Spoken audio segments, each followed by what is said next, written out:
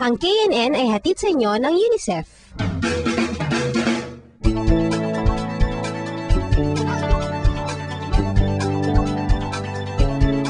Isang buong episode mula sa Manila Bureau ang mapapanood natin ngayon. Bakit? Dahil hindi simpleng paksa ang napili nilang gawin, juvenile justice sa Pilipinas.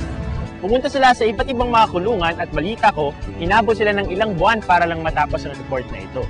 Natikaya natin kami rin yung mismong nag-report. Apple, nahirapan ka ba sa report na ginawa niyo? Para sa akin, mas mahirap yung pagsusulat nito. Sa dami kasi ng nalaman namin, ang hirap pagkasyahin sa isang episode lang yung lahat ng yon.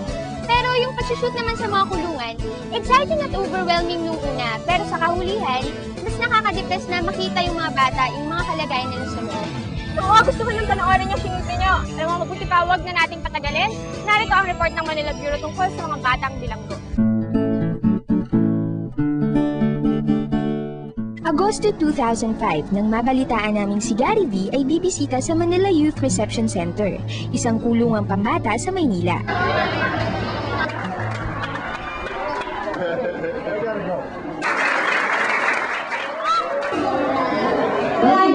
Kung ang UNICEF Ambassador of Goodwill na si Mr. Pierre Energy! Gary!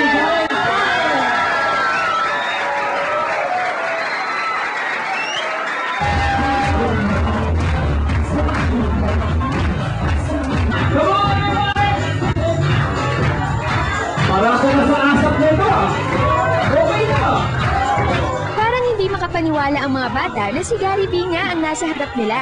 Pati nga kami ni Angelo, starstruck din. Wala na kayong mga pangarap. Hanggang dito na lang kayo. Nothing is impossible. Walang imposible. Ang mga taong akala mong hindi magbabago, minsan nagbabago sila. Dadating din. Matutupad din ang mga pangarap ninyo. Umalis kaming kasabay ni Gary V, pero alam ko hindi ito ang muling punta namin dito. Mukhang may kwento nga kaming dapat balikan dahil hindi ko makalimutan ang mga mukha ng mga batang nakasalamuha ko. Ibang-iba ang center ng balikan namin. Parang biglang lumungkot. Ganito pala rito pag ordinaryong araw. Dito sa Pilipinas, isang bata ang naaaresto bawat oras. Karamihan sa kanila ay nasa edad 14 hanggang 17. Pero ayon sa batas, kahit ang isang 9 na taong gulang ay pwede nang arestuhin. Dahil sa kahirapan, madalas silang nauuwi sa pagnanakaw. Isa na rito si Ryan, nahuli sa Quiapo na nang pickpocket. Hindi ko po kasi nagustuhan yung dating ugali ng lola ko. Palagi po akong pinapalo. Tapos nung naglayas ako, napunta ako sa Quiapo, nakilala ko yung mga bata doon. Naging barkada ko sila. Ngayon, hindi ko alam ang lakad nila, masama pala. Napasama na rin ako. Ano yung naramdaman mo nung una kang napunta dito? Kinakabahan po. Kasi akala ko sa may ugali ng mga tao rito tulad sa City Jail. Pagdating mo sa courtroom, ang katabi mo, mga taga City Jail. Diba? So, kumusta sa City Jail? Kumusta yun? Ganun yung nakakapagkwentuhan, nagkakaroon sila ng connection ng contract dun sa mga adult offenders natin. Yun nga yung naiwasan. Si Mang Dario ang head social worker dito. Ipinakita niya sa amin ang kabuuan ng center. Nag-aaral din po kami dito. Sa taas. May pang-umaga, mga alas 10, pang-umaga, tapos pang-hapon. May batches, may level. Mayroong pang-hapon, may pang-umaga. Pero maano pa rin, maliit pa rin. No? Maliit pa rin. Tapos yung mga teachers nga, kung halimbawa kailangan sila sa mother school, ibig sabihin wala kaming teachers. At bilang edukasyon ang kulang. Ito yung aming infirmary. So ideally nga, hindi dapat maging ganito ang itsura ng ating infirmary. Pero sa ngayon, we do have the plan, pero the financial capability medyo limitado kami. Kaya we're making the best of what we have.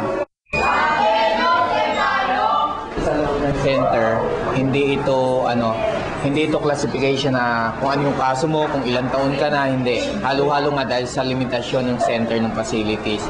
Medyo tagang problema natin yung tubig. So let us say, ang mga batang nandito 30, so 30 silang gagamit dito. Ngayon, kung wala itong tubig, makikigamit sila sa ibang dormitoryo. Tapos yung paglilinis ng CR, ng dormitoryo, yung paghuhugas ng pinggan, ay may mga naka-assign yan everyday. Before, they had beds. Kaya lang, yung mga bunk beds, medyo nakakasikip sa kanila. Tapos, yung mga bata na iba ang takbo ng pag-iisip, minsan nasisira tapos ginagawa nilang weapon pag nag-aaway sila. Tapos we provided them yung mga poems, no? Kaya lang pag nainip yung bata, tinastas yung poem, she loves me, na totoo hindi. No, di ba may mga poems sila. Hindi ko kayo tinatakot hindi ko kayo binibenta. Sabi ko lang yung totoo. Tigas po yung ulo namin. Kabintana po. Sumisilip po kami para sa maingas. Sign language po sa mga boyfriend. Para kung gusto namin makipag-usap sa mga babae, may sign language kami. Ano yun? Mga katulad ng... Yung sa kamay. Paano ba yun? Ano yan? A. A. Ganito po. Ano yan? A. A din? O. B. C. D. Tulad ng ganito. Ako. Pagbata talaga, maabilidad. Pero hindi lahat ng mga nararanasan nila ay nakakaaliw pakinggan. Araw-araw po kasi may takal po. Takal. Ano yun? Ano po? Tatakalan ko po dito. Papaluin ka po. Araw-araw pinapakal. Takal po. Bakit kailangan ganun? Ewan ko po. Kaya nga po nagpalipat ng perma rin. Nung pumasok siya sa presinto, wala siyang tato. Pero para hindi siya batok-batukan, maging in siya doon sa mga natatuan siya.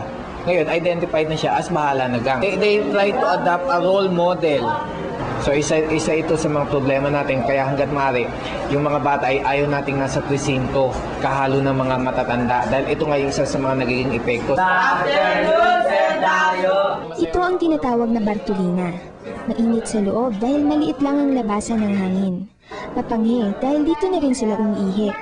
Sa duyan natutulog ang iba dahil kahit sa sahig ay hindi na sila kasya. As much as possible, ayaw namin ng mga batang nandito. Pero ito yung a sort of punishment or penalty. Dito dinadala yung mga nag-aaway, no? Kaya nagtatato. Tapos ang mga nandito ngayon, yung mga pirinya na nagpapasok ng sigarilyo. The last mass escape that we had was in 2002, wherein 32 of our wards escaped. Isang magulang ang nagdala ng lagaring bakal. So they saw the iron grills. Tapos kasi behind this wall is the Pasig River, then the forest park, so they jumped. Parang mga karanasan na rin ng matatandang preso ang mga kwento ng mga bata rito. Pati kaya mga ugali nila nababago? They had their own values, medyo distorted lang. Sabihin natin, the friendship, the value of friendship. Ito, sanggang dikit kami nito.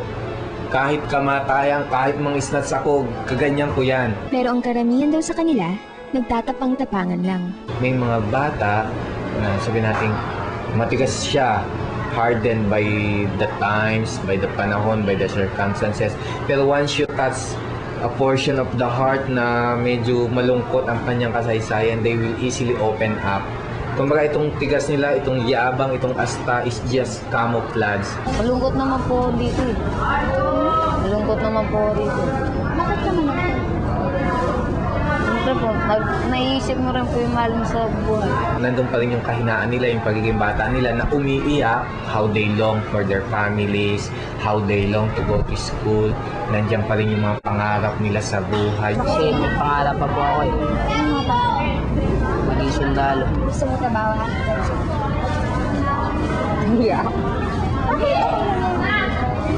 Sa akin, gusto ko maging social worker kaya ako maging teacher. Gusto ko maging nurse. Ito yung gusto nating ibalik sa kanila. They can still become productive members of the community. Basta iintindihin lang natin yung sitwasyon na sila ay hindi menace to the society. Yun lang yung importante ron eh.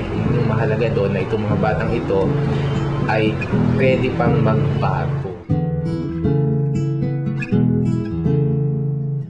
Ang KNN ay hatid sa inyo ng UNICEF.